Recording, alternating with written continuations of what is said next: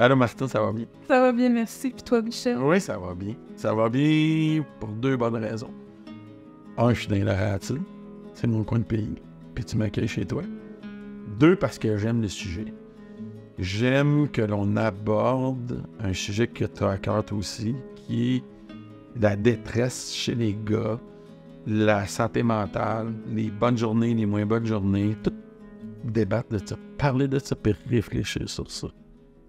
Je suis vraiment contente. Je suis contente que tu sois enthousiaste. Puis je suis contente que ça soit toi, le modèle masculin pour les gars. Je pense qu'on va faire un bon bout de chemin ensemble, puis qu'il va y avoir un sens à ce petit bout de chemin-là. Au-delà de la formation, au-delà de tout ce qu'on pouvait donner aux moyens techniques auprès des intervenants, il manquait dans notre mission comment rejoindre les hommes. Puis à ce moment-là, il fallait trouver une personne significative auprès des gars, quelqu'un qui punch. Et c'est là qu'une participante a dit « Moi, je connais Michel Terrien ».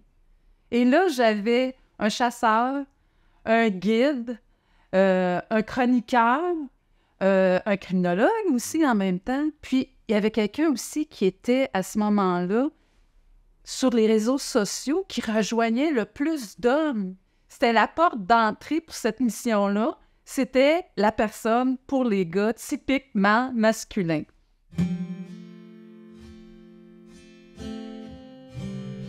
Fait que dans le fond, je vais te montrer mon petit coin de pays que je profite quasiment à toutes les saisons. OK. Je sais pas si tu es à l'aise de m'en parler, mais pour moi, c'était un récit important dans ta vie, la perte d'un proche. Puis où est-ce qu'à un moment donné, tu as changé un peu de direction dans tes choix. Ouais, c'est vrai que ça a changé ma direction parce que, de façon significative même, parce qu'à cette époque-là, j'étais criminologue, puis c'était un métier qui est exigeant. Tu sais de quoi je parle. Puis j'avais plusieurs hommes à ma charge à cette époque-là. Puis quand est survenu le départ de Stéphane, un ami à moi, guide de mon équipe, un gars qui avait travaillé également à ma pourvoirie.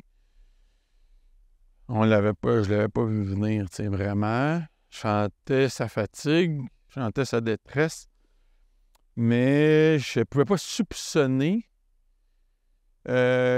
qu'il aurait voulu arrêter de souffrir de cette façon-là, tu sais. Et puis, du jour au lendemain, ma vie a changé.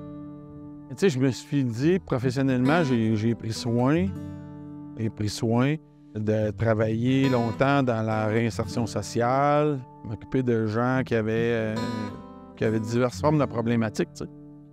Mais j'avais ma vie personnelle, j'avais ma vie, mes amis là-dedans. J'avais mon équipe de guide. Mon équipe de guide, c'était un peu comment je pourrais dire? C'était ma meute de loup, tu sais. C'est ma meute de loup à moi. Puis dans ma tête, dans cette meute-là, il n'y avait pas de loup qui devait partir. Et ça m'a secoué. J'ai eu un deuil à vivre, puis j'ai eu à composer avec tous les sentiments qui viennent avec ça. Tu sais. À perdre un être cher, les sentiments de culpabilité, la colère. Puis je pense qu'à partir de ce moment-là, j'ai eu un œil beaucoup plus exercé, un cœur beaucoup plus exercé pour sentir ça, comprendre ça, saisir l'endeuillement, les gens qui restent, comprendre toute la dynamique qui tournait autour de ça. Alors qu'avant, je le comprenais d'une façon plus organisationnelle. Tu sais. J'avais reçu des formations. Ironiquement, c'est moi qui donnais la formation pour des recrues sur tout ce qui tourne alentour des détresses mentales, l'automutilation, le suicide. Je donnais cette formation-là. Puis là, ben, je suis devenu un endeuillé. Tu as dit tout à l'heure des mots super importants, colère. En arrière de la colère, on dit toujours c'est de la peine qu'on a. T'as-tu réussi, toi, à aller chercher de l'aide à ce moment-là? Ben, moi, juste le fait là, d'être en nature, d'avoir mes pieds proches des racines de la forêt, entendre le vent, les oiseaux, le grand air, pour moi, c'est une grande église. Là. C'est une grande église, pas de mur, la forêt, tu sais. Et ça, déjà là, il y a une grande puissance là-dedans. Avec ça, tout de suite, je me suis fait un plan. Puis dans mon plan, à tous les jours, j'allais minimum 30 minutes en forêt. C'était quelque chose que j'avais inscrit sur mon frigo. Donc, je devais l'appliquer, puis je cochais. Mais en même temps, oui, il y avait proche de moi des sentinelles, des gens, tu sais, qui voyaient mon niveau au début de détresse, tu sais. Puis j'ai été en mesure de m'exprimer. Puis ça l'a fait une différence. C'est-tu là que tu as décidé de prendre ta retraite à titre de criminologue? Oui, c'est à ce moment-là que je me suis dit, il y a d'autres choses à faire, tu sais. Il y a d'autres choses à faire. Je veux faire autrement. Je veux faire autrement. C'est exactement la phrase qui est remontée en moi. Un peu, probablement aussi inconsciemment, de plus revivre ça, tu sais, de dire, ou de plus revivre ce sentiment de responsabilité-là, peut-être, mais avec le temps, ma vision a changé. Je suis plus en paix avec ça, tu sais, j'y passe constamment. Surtout que Stéphane était un être exceptionnel, c'était un membre très actif de mon équipe, c'était un guide, tu sais, c'était un gars fantastique. En ce sens qu'il a toujours été au service de la société, tu sais. C'est un vrai guide en lettres majuscules. Toujours été au service de la société, des gens, pour être un pourvoyeur de bonheur pour les autres, tu sais. Puis ça, j'oublierai jamais ça, tu sais. Parce qu'il était inspirant pour moi. Il était inspirant pour où je suis rendu dans ma vie, tu sais. Fait que, tu sais, c'est toutes des affaires qu'avec le temps, j'ai tout compartimenté, réfléchi, puis je respire mieux.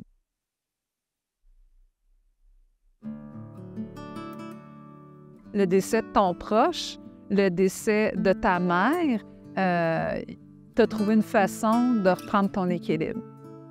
Puis ça prend des fois quelqu'un pour te le dire. « Hey! » Comment tu vas? Ouais. Hein? Ah, ça, c'est toute la différence, tu sais. Mais il est encore en vie, là. Il est tombé, mais il est vivant. Parle-moi de cet arbre-là.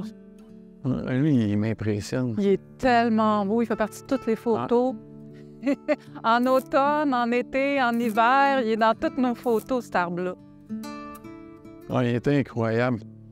Parce que il est vivant, tu sais. Puis n'importe qui passerait à côté, il s'en rendrait pas compte, tu sais. Hein? Ah, il me captive. Hein? Ça n'en est-tu pas un modèle de résilience pareil, hein? Oui. Hein? Ah, puis c'est adapté, là.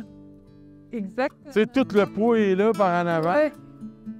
Puis il a pas écopé tant que ça parce qu'il y a seulement quelques branches au sol.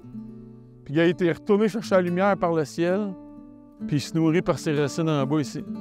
Fait que malgré cette immense cicatrice-là, parce que ça, c'est une cicatrice, là. Regarde, il est reparti là. Fait que le même être vivant, si tu le regardes là, si tu veux juste regarder là, tu vas te dire pas d'espoir. Mais si tu regardes là et tu regardes pas là, c'est comme une autre entité. Mais il a fait autrement, puis il a continué. Ouais. Mais fait autrement. Ouais. Dis-moi, qu'est-ce qui a fait quand tu as choisi ce métier-là? Bien, c'est sûr que tu le regardes après 30 ans, les directions que ça a pu prendre. Puis finalement, ça a toujours été en direction envers l'aide auprès des hommes. Puis après ça, tu vois, ça a évolué un petit peu plus loin, un petit peu plus grand dans le sens de dire c'est pas assez. C'est pas assez juste intervenir. Et après ça, il y a eu la formation à donner pour mieux intervenir. Après ça, de mieux détecter, faire qu'on soit des meilleures personnes à mieux détecter. Mais là, on dirait qu'il y a comme une petite coche un petit peu plus haut où ce que je me dis, je pense qu'il faut aller un petit peu plus loin. Je pense qu'il faut faire en sorte que l'homme puisse le faire lui-même, puisse prendre soin de lui-même. Fait que c'est un peu le but de la raison pour laquelle on est aujourd'hui. Mais je suis pas toute seule dans ce beau projet-là, dans cette aventure-là. Il y a aussi Pierre Lheureux, dans le fond, qui est un peu notre superviseur, comment mieux intervenir auprès des hommes. D'ailleurs, c'est un des auteurs. Mais j'ai une surprise pour toi, je vais te le présenter. Ah, je suis content. Oui, je vais content. te le présenter.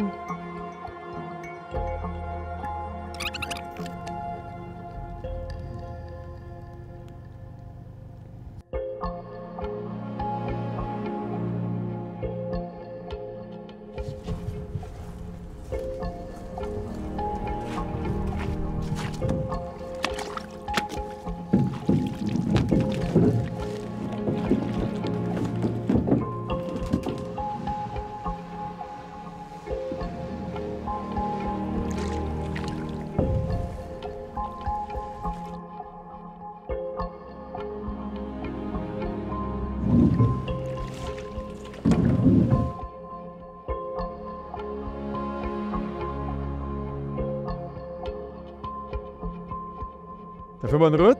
Oui, Ouais. bonne route. Journée lumineuse, parfaite pour venir jaser. Puis en plus, on est dans la nature. Puis ça, moi, ça me parle. Puis je pense que ça parle à beaucoup d'hommes, tu sais. Est-ce qu'il y a une façon de s'adresser aux hommes souffrants ou qui se sont un peu égarés de la traîne qui est différente? Oui, il y a définitivement des façons de s'adresser aux hommes. Je dirais que la première affaire qu'on se rend compte, c'est qu'il faut d'abord commencer par, j'allais dire, se fermer un peu la gueule, puis les écouter. Je trouve que trop souvent, on veut aider, mais on laisse pas. On laisse pas le gars se déposer. Comment des fois, juste d'être assis côte à côte, juste d'être là. Puis dire comment tu vas. Puis je dirais même plus, c'est se tourner l'un vers l'autre, puis se dire comment tu vas. Tu sais, le gars sait que tu es vraiment désireux de savoir comment il va. C'est pas une formule de politesse, là. C'est quoi les facteurs? C'est quoi les signaux? Si, admettons, moi, je veux les enseigner aux guides de chasse et de pêche de mon équipe, ou si je veux le dire aux gens, faites attention à ça quand quelqu'un dit ça. Quels sont-ils? Ouais, je dirais qu'il y a deux affaires qui sont intéressantes à se rappeler. Il y a la manière dont les gars parlent. Est-ce qu'il parle à quelque part qu'il a l'impression qu'il n'y arrive plus ou qu'il est dépassé? Ça, c'est un premier signe.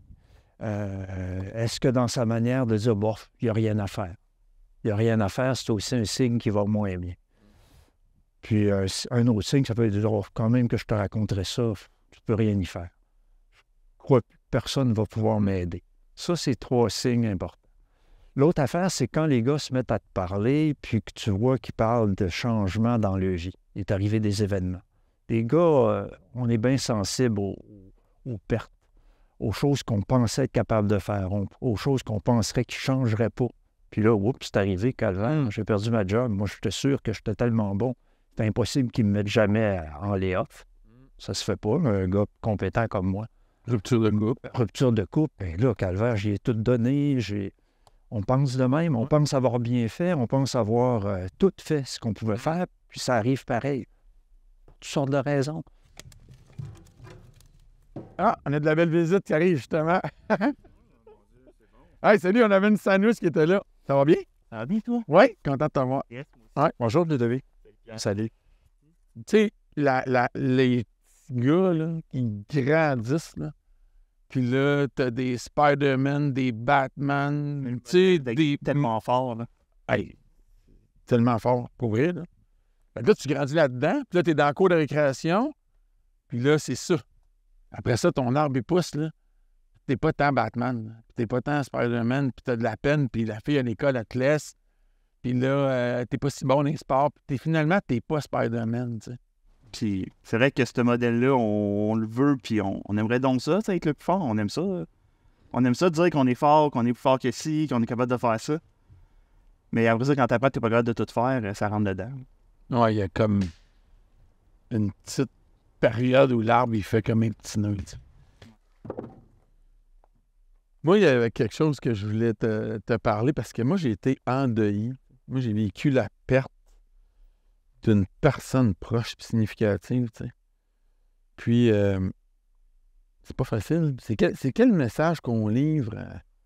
Qu'est-ce qu'on envoie comme message? Comment on les guide, ces gens-là? T'sais? Ben, tu sais, moi, je pense que la première étape, tu l'as nommé, c'est pas facile. Puis ça, peu importe le message qu'on va donner, au départ, c'est jamais facile. Tu sais, de dire que le temps, ça va régler les choses, c'est une phrase quétaine un peu, là. Mais c'est vrai qu'avec le temps, on finit par passer au travers de ces choses-là, mais il faut les comprendre, les choses dans lesquelles on passe. Tu sais, tantôt, parler de la honte.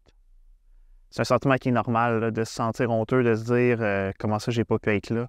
Il y a des raisons pourquoi on n'a pas pu être là ou qu'on peut se sentir mal, la culpabilité. Mais des affaires qu'on parle moins, la colère. Tu sais, t'arrives le soir, là, puis t'es fâché, là, t'as le goût de frapper dans les murs. Parce que t'es en colère après toi, t'es en colère après lui aussi. Ou après elle, la personne qui part, tu te dis, mais je peux pas être fâché après, tu sais, il est parti, il souffrait. Mais au fond de toi, ce sentiment-là, il est réel. Puis, ben, c'est normal de vivre ces sentiments-là. C'est normal de les ressentir en dedans, puis faut les accepter si on veut être capable de passer au travers aussi. Mais toutes ces émotions-là que tu as mentionnées, identifiées, là, je les ai toutes vécues. Toute la gang. D'une façon différente, à un certain niveau, avec plus d'intensité. Après ça, l'intensité a fait place à d'autres choses, mais la bonne nouvelle, c'est que j'ai évolué avec ça. T'sais. C'est ça qui est bien, c'est qu'au bout du compte, on évolue, puis on s'adapte à ça. Il y a de la lumière qui perce. Ouais, c'est ça. On y va? Ouais.